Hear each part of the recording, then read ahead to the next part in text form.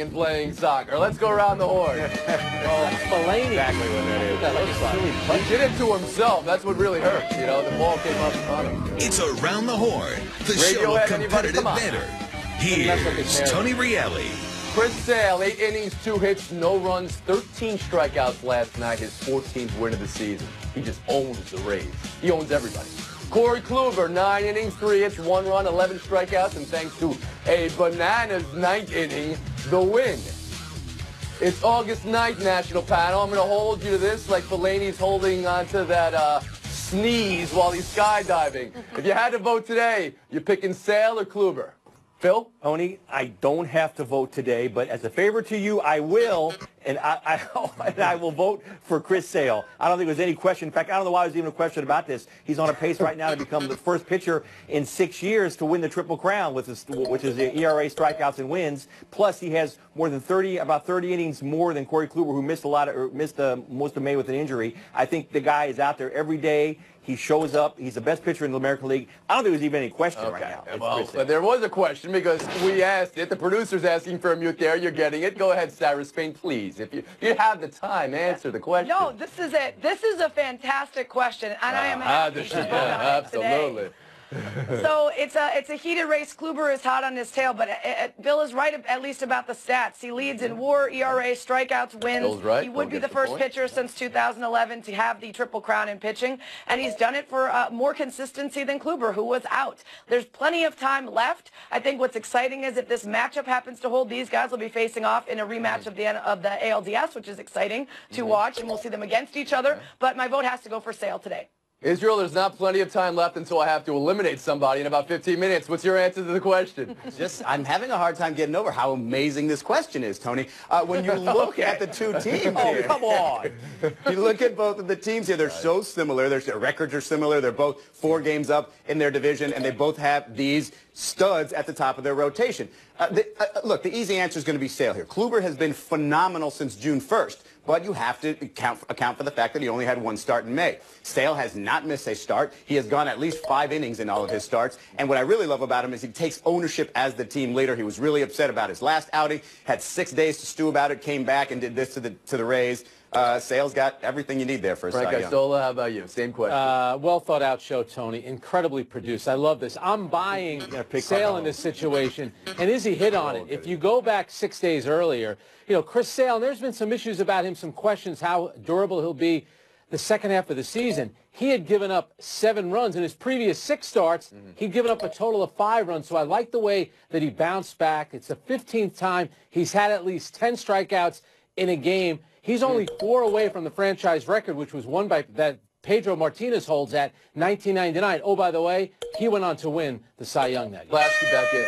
Yeah, and I can't imagine more pressure on a pitcher this year than Chris Sale going into Boston as the new guy, doing what he's doing under great conditions. I mean, again, this guy's clearing away the best pitcher. The other guy in Boston puts pressure on himself before every start, David Price. I mean, it just seems like it. That has to factor in. All right. Absolutely. You know what? We ask NBA questions in the offseason, and you guys are just slopping it up. You're like, oh, this is great. I ask a baseball question. Yeah, we're talking baseball on this show. We're moving on.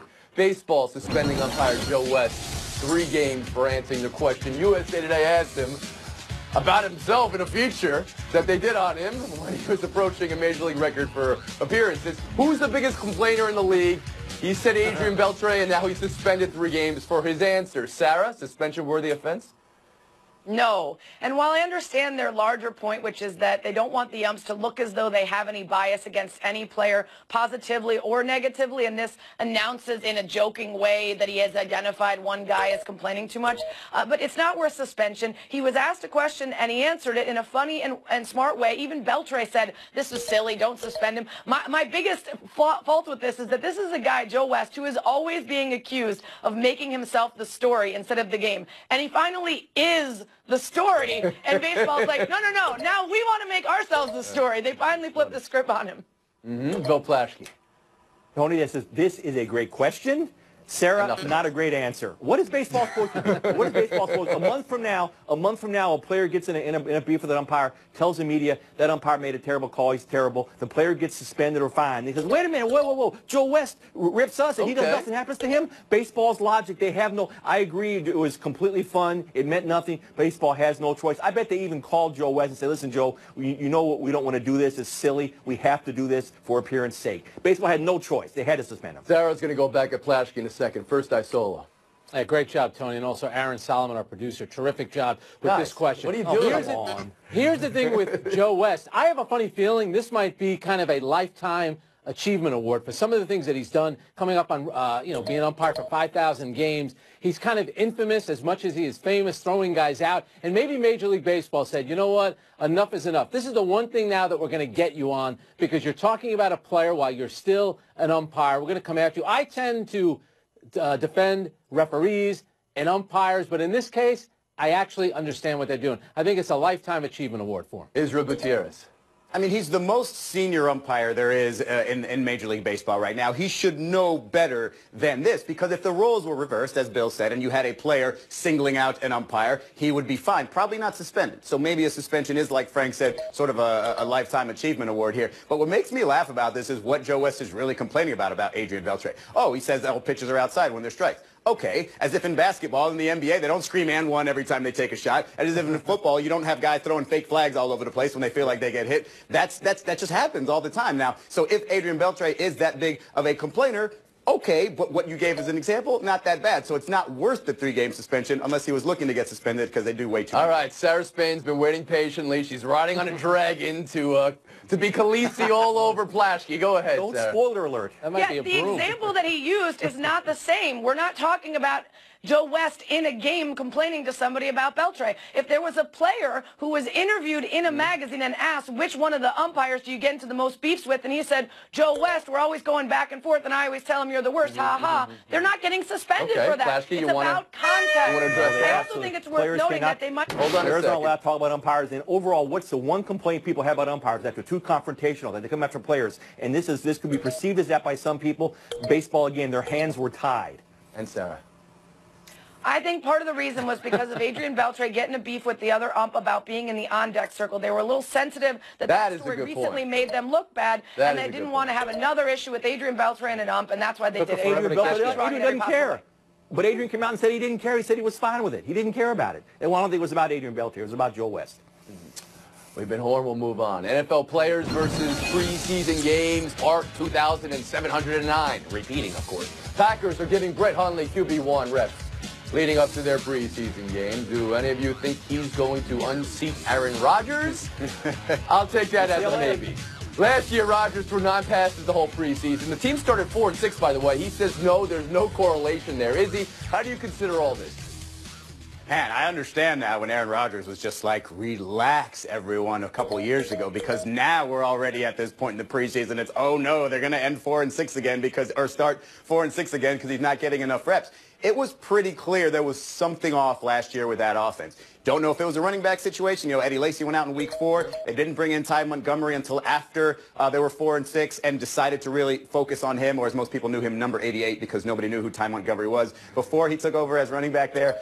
It clearly was an issue there, and Aaron Rodgers has pointed it out. We need an identity early on. If people think that Aaron Rodgers needs an entire preseason to get into a rhythm, or any time at all, really, to get into a rhythm, I don't think they've really watched this guy play. He's a natural. Frank Isola. This is all about risk-reward because obviously if he's not getting reps in games and in practice, it's going to hurt him early on. But that's the thing. He's the quarterback, the most important position on the field. You can't have him out there in these meaningless preseason games. And of all the sports, nothing is more meaningless than the NFL preseason. So I understand. I think it does affect him early on, but I condone the fact that they're absolutely sitting him. It's a smart thing to do. Plaschke.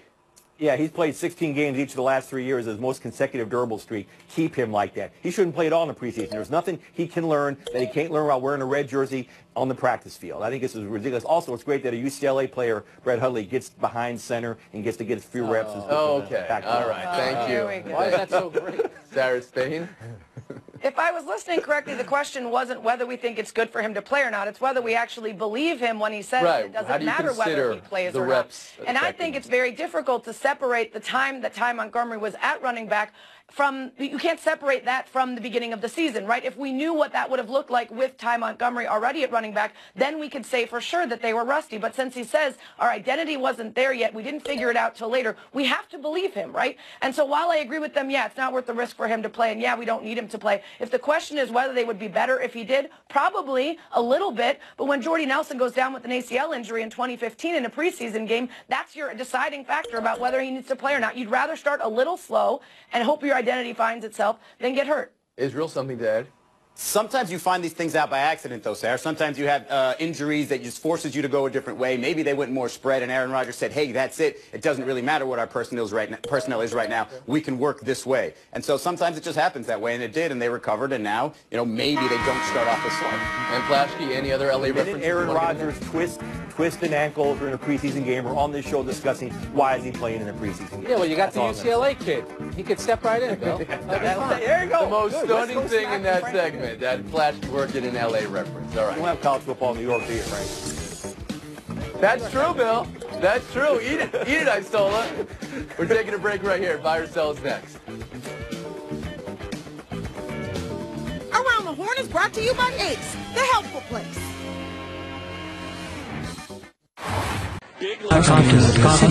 काफी प्रसिद्ध झारखंड के प्रतीक के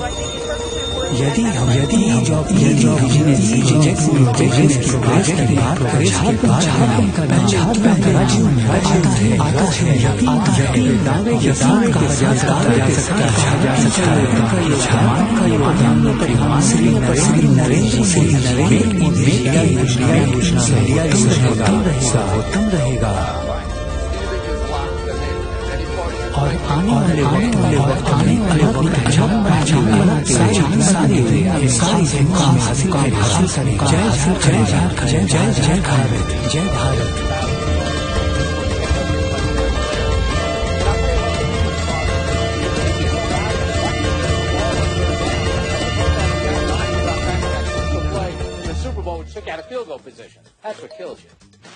Flashkey.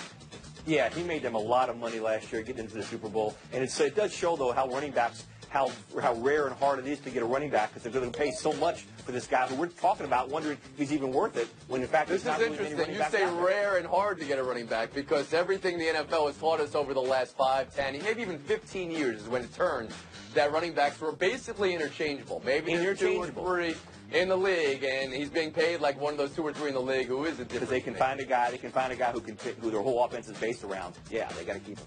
We're going to move on. Buy or sell 3. Schedule changes in the NBA. Fewer back-to-backs coming up.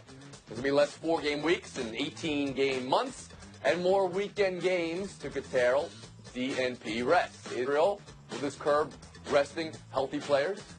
It might this year, just as a favor. The players say, okay, fine, we'll take less days off here. But this is clearly just about the money here. You look at, they're not worried about home fans. They're worried about the big TV games. And they're not even considering taking games off of the schedule. They're just giving you more time in between, which is perfect, Tony, because now we can talk more and more about the emoji stores.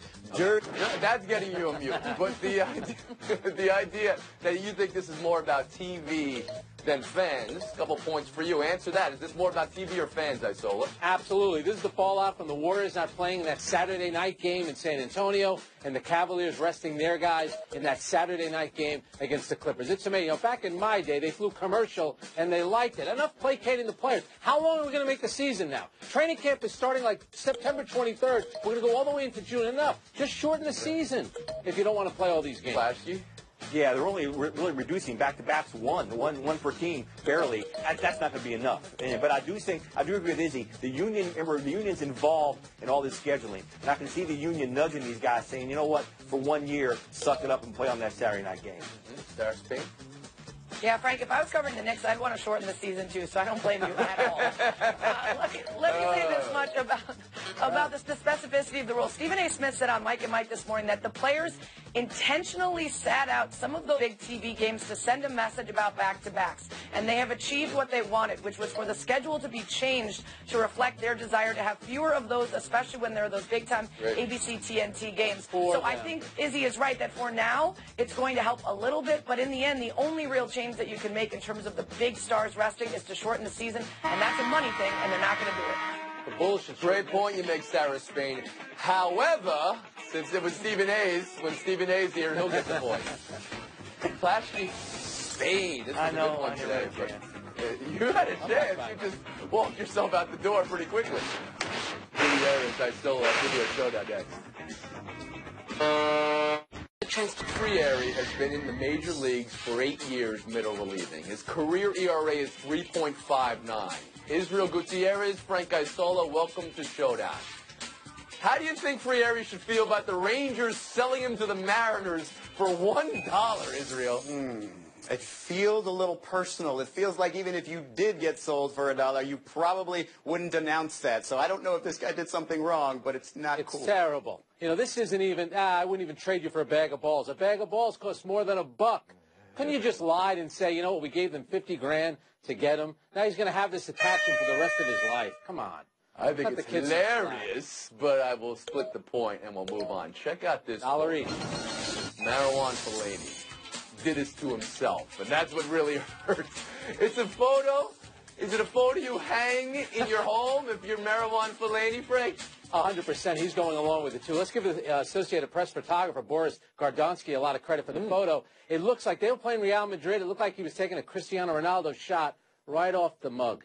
It actually looked like he had just managed to get that entire soccer ball in his mouth and then spit it out with his skin flapping everywhere and his eyes in a terrible amount of pain. That's what it looked like to me. That's what it did look like. You're right on that, Israel. I'll give you 2 points. Photo.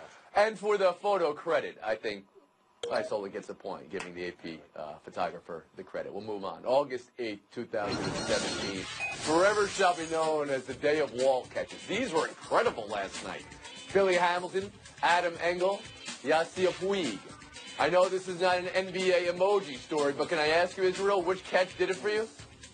Yeah, it was clearly the Billy Hamilton one. You need that guy on your wall right there. I know he was turned around, probably had enough time to actually face the ball and didn't have to make it look that spectacular, but dang it was that spectacular. And if he made that decision mid-catch to make it more difficult, more power to you. Good job, Billy. There were a few good men who made those catches last night. I like Puig's, but I got to be honest, Izzy, with this one. With Hamilton's catch, he started to run up the wall, almost looking a little bit like Bo Jackson, which is still one of the greatest catches of all time. It is. He looked like Spider-Man running up the wall. He came close, just missed it. So you're going Billy Hamilton as well. It's always interesting, the strategy in Showdown. If you're going second, would you say the same answer? I liked it better the first time I heard it. Israel Gutierrez. Take time. I believe that's one win away from 100. Be prepared. So apparently the new strategy in this Conor McGregor-Floyd Mayweather fight is to talk up Conor McGregor as a winner, as a potential winner, by Floyd Mayweather. He told Stephen A. Smith himself that Conor McGregor has a shot. Conor McGregor might even be the favorite on paper because Floyd is old. He doesn't have the knockout power. He has lost a step. Listen, you'd probably have to lose about 10, 11, 12 steps for this to be an actual real fight. You're not very good at playing the humble role. I appreciate you trying to get those ticket sales up and those hotel room sales up, but it's not really buying. It's not really working. We're not. Mayweather also picked Sarah to win today. 100 wins. Israel Gutierrez, the 22nd fastest to 99 wins. So congratulations. It's Macy.